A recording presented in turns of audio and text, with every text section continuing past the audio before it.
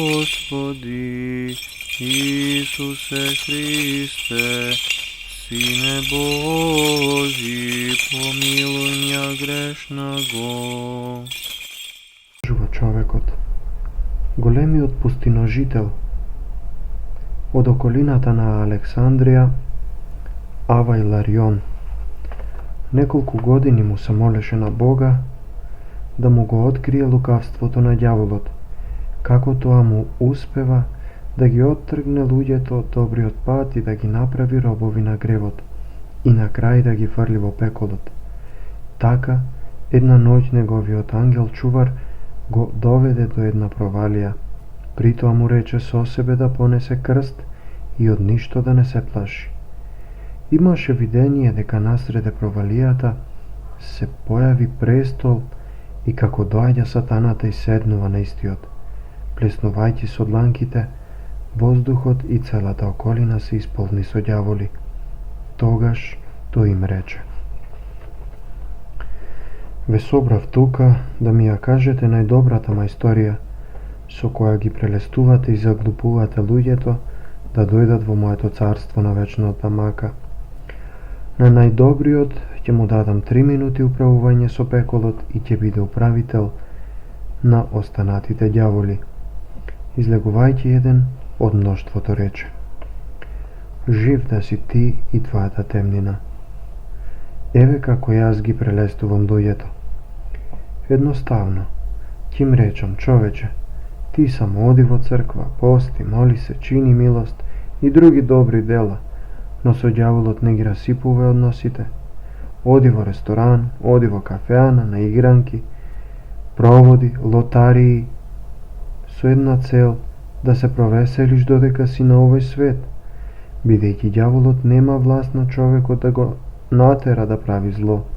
Јас му уфрлувам зли мисли да чини зло и многу луѓе кои се глупи ги прифаќаат тие мисли. Имено, луѓето одат во црква, но и во кафеана, кај пријателите, дури и на музика во живо. Потоа им е џабе што наутро одат на литургија, кога навечер биле кај нас на служба. Дали многу си прелестил на тој начин, го праша сатаната. Многу, беше одговорот. Си прелестил само поглупи од себе си, но покрај тоа ништо посебно не си направил, рече сатаната. Зошто, праша ѓаволот? Ти му велиш на човекот да оди во црква и во кафеана, да оди на забави, но и на свети места да прави добро и зло, но Господ Христос вели: во Евангелието, никој не може на два господари да му служи.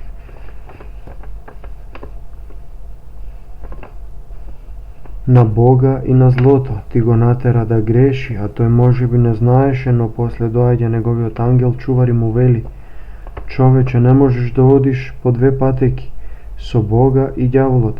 Држи се до Бога, затоа што нема спасение без него. Дали после оваа прелест многу луѓе те напуштија, го праша сатаната ѓаволот. Па да, рече ѓаволот. Ете гледаш, нели ти реков дека прелести само поглупи од тебе, затоа имај до знаење дека ништо добро не си направил. Одведете го и одрете му 10 стапови и спуштете го на дното на пеколот затоа што е глуп. Тогаш излезе друг ѓавол и му рече: Жив да си ти и твојата темнина. Ако јас не те задоволам, никој друг не може да го направи тоа. Да те слушнам јунаку, рече сатаната. Јас му велам, рече ѓаволот: човеку, не постои Бог, ниту ѓавол, ниту ангели, нема ни пекол, а ни рај, нема вечни маки, ниту вечна слава. Се е овде, на овој свет. Ако имаш што да јадеш и пиеш, имаш жена и многу пари, ете го рајот. Ако немаш ништо од ова, ете го пеколот. Се наоѓа на овој свет. После смртта нема ништо. Дали многу си прелестил, рече сатаната. Многу, рече ѓаволот. И ти си прелестил само поглупи од себе си. Си ги прелестил само оние кои не го читаат Светото Писмо. во кое пишува дека има Бог, има ѓаволи, има ангели, рај, пекол, вечни маки, вечна слава, има и казни за гревот и награда за добри дела. Светото писмо е полно со такви полки. И оние што го читаат не ти веруваат, дури и повеќе од тоа. Бог на човека му дал совест, штом погреши нешто внатре го гризе и пече и му вели зошто така направи. Може би никој нема да му се налути и да не го види тој грев, но совеста на човекот работи. Го гризе како црв во дрво, велејќи му, зошто тоа го направи, зошто го налути Бога со тие гревови. Значи попусто си му велел дека нема Бога, затоа што совеста и Светото писмо му го велат спротивното. И ти си глуп. Не му донесуваш голема корист, на пеколот, рече сатаната. И овој ѓавол го доби истото како и првиот. Сатаната го викна следниот, но никој не смееше да излезе, зашто се плаше од казната што им предстоеше. На крај, после некое време, излезе еден грбав ѓавол со 4 реда рогови, десната нога му беше крива, а другата конска. Имаше опашка од неколку метри. Жив да си ти и твојата темнина, рече. Како се викаш? Го запраша сатаната. Кусиот ме викаат. Те гледам, стари грбав, ми се чини знаеш многу мајстории за да прелестуваш човечки души и да ги воведеш во моето царство. Кусиот рече. Ни твојата темнина не знаеш што знам јас.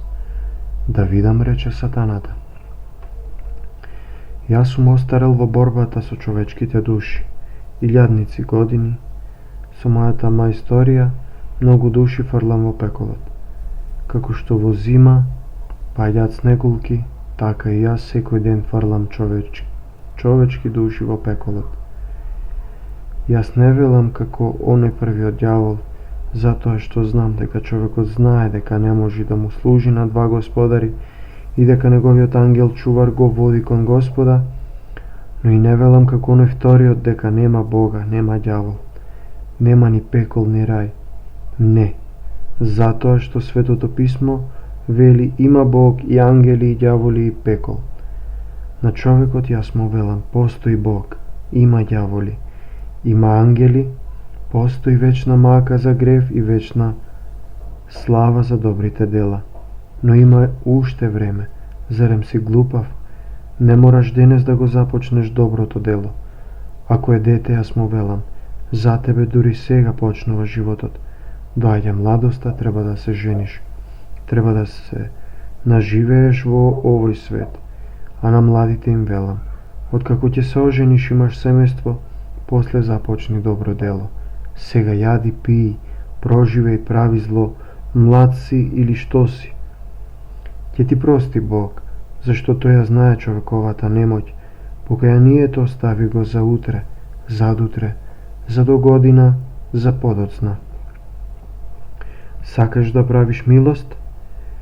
Немој да брзаш, ќе се покаеш пред смрт. Сакаш да постиш? Немој, ќе си го изгубиш здравието. Пости кога ќе остариш. Постот е за старите. Сакаш да се молиш? Немој сега, ќе изгубиш многу саати молејќи се. Нели имаш многу работа? Треба да ги воспитуваш децата, да заработуваш за стан, да спремиш мирас и ќе го збунам со многуте животни грижи, велејќи му. Остави го тоа за друг пат. Кога ангелот ќе му рече да даде пролог за умрените, јас му велам, сега треба да си ги облечиш децата, да направиш свадба. Кога ангелот ќе му рече човеку, исповеди се и остави го гревот, остави го блудот, пијанството, остави ги цигарите, престани да пцуеш, а јас му шепотам, зар сега? Подоцна, пред смртта ќе се исповедаш кај свештеникот, ќе те разреши и готово. Ова што им го велам сите го исполнуваат, рече ѓаволот. Луѓето стално го одлагаат доброто дело од денес за утре. Гревот во човекот е како шајка која се заколува во дрво.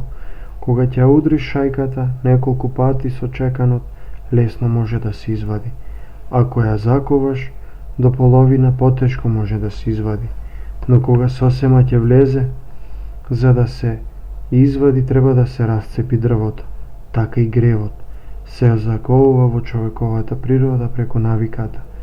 И ако човекот не го остави денес гревот, додека е свеж, што му остари истиот е многу потешко да се надмине. На тој начин многу луѓе фрлам во пеколот, советувајќи ги: добри луѓе, има уште време за добри дела. Немојте да почнувате уште денес и баш во овој час. Не бидете глупи. И успеав со овој совет многу луѓе да турнам во пеколот. Тогаш сатаната му рече: браво, најдобар совет за човекот е да го научиш да го одлага покаянието и доброто дело од денес за утре. Затоа ти ја давам својата круна и жезалот да владееш над пеколот 3 минути и сите да научите од него за ова лукавство, за да доведете уште човечки души во моето царство, со нас да се мачат во векови. После тоа сатаната плесна со рацете и се исчезна. А Ава и Ларион остана в чудо невиден од она што го виде. Тогаш ангелот Господов му рече да оди во својата ќелија и да го запише тоа што го виде, за следните генерации, да знаат колку ѓаволот е лукав и како ги лаже луѓето. Стално да го одлагаат покаянието од денес за утре, од младоста за староста, се до смртта, кога ѓаволот ќе ги одведе во пеколот. Од книгата на старецот Клеопа, Патот кон небото.